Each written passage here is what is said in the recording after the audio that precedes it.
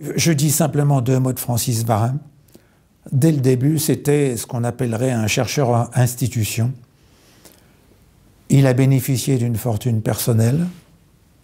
Il s'est intéressé à la philosophie, aux mathématiques, lui aussi. Et il a été formé dans l'atelier d'un sculpteur. C'était sculpteur. C'était un honnête homme. Il s'est intéressé beaucoup aux mathématiques et à la géométrie de son époque, c'est-à-dire aux géométries nouvelles, contemporaines. Et quelque part là, on voit le parallèle avec la démarche de Vronsky. Son livre « L'espace », un de ses premiers livres, et d'ailleurs s'appuie sur ces géométries, et il veut justement là aussi, établir une corrélation entre les fonctions métaphysiques et mathématiques. Il a écrit aussi un livre, La synthèse concrète et l'armature métaphysique. Il essaie de rebâtir un système philosophique à partir de la loi de création de Vronsky, mais en lui donnant une autre orientation. Alors il précise pourquoi.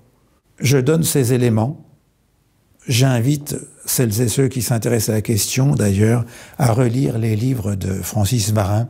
Et peut-être que dans le cadre de Baglis, nous aurons l'occasion d'en dire plus. Francis Varin s'est intéressé de très près à la géométrie, aux mathématiques, aux géométries contemporaines. C'est très important, c'était le cas d'Eugène Caslan. On va mentionner Ernest Britt. C'est un pianiste-compositeur. Alors il était belge, en fait ses parents étaient d'origine suisse, mais il est né en Belgique.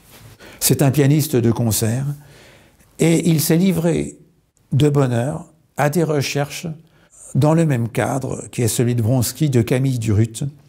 Il a d'ailleurs publié un livre aux éditions Vega, je crois, qu'il a appelé La lyre d'Apollon, et il essaie là aussi de remonter au fondement de la gamme, au fondement de l'harmonie musicale, en s'appuyant sur la loi de création de Vronsky. Là aussi, cette démarche, elle peut être critiquée, mais on peut établir un lien, une cohérence entre différents points.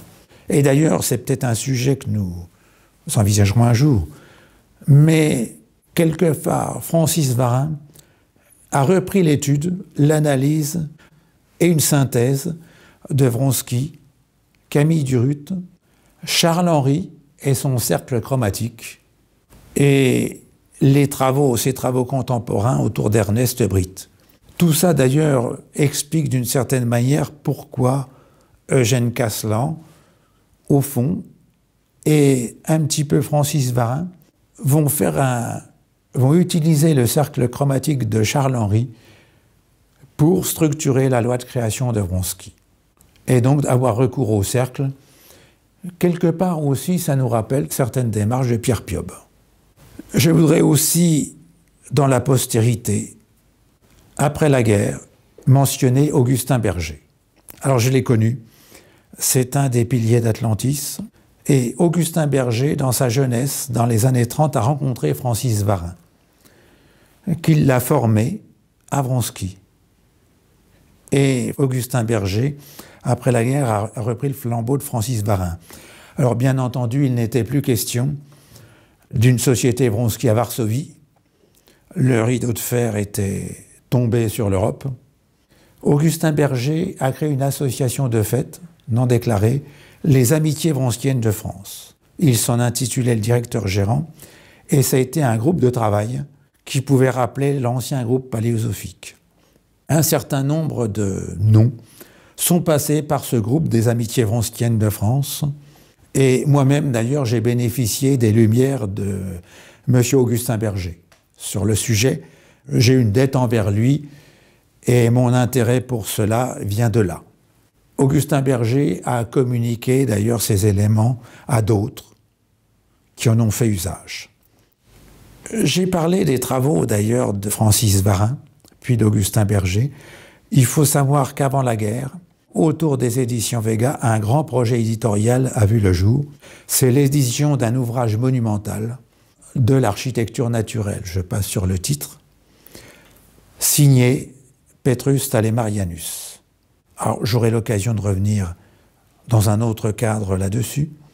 Ce livre a un auteur, a un maître d'ouvrage, mais il doit beaucoup à Francis Varin. D'ailleurs, le maître d'ouvrage, c'était M.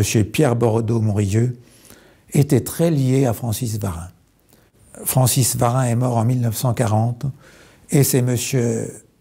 Pierre Bordeaux-Morieux qui était l'exécuteur testamentaire au sens du droit moral de Francis Varin, et c'est lui qui a publié ses ouvrages post-mortem, notamment chez Véga.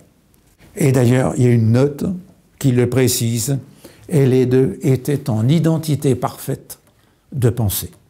C'est M. Bordeaux-Morieux qui le dit. Je dirai ultérieurement pourquoi Petrus Dalimarianus. Mais donc, cet ouvrage monumental, sur le fond comme dans la forme, puisque c'est un grand in-folio, il a été tiré un nombre précis d'exemplaires, de l'ordre de 285, je crois, et ce nombre a sa raison d'être. Sur un papier superbe filigrané avec des encres choisies, avec beaucoup de gravures de Marcel Nicot et beaucoup de diagrammes géométriques, donc doivent en partie à Francis Varin et indirectement à Vronsky. Et Augustin Berger, d'ailleurs, connaissait parfaitement cet ouvrage et dans le cadre de son groupe en faisait une présentation, un cours. Voilà pour quelques mots pour Augustin Berger, la postérité. J'ajouterai que j'ai parlé des trois ouvrages sur cette parue de Francis Varin, l'œuvre philosophique de Aimé Vronsky. Ces ouvrages figuraient en bonne place dans la bibliothèque de Jacques Lacan et qui en parlait souvent, de même dans la bibliothèque de Gilles Deleuze qui en fait mention quelque part.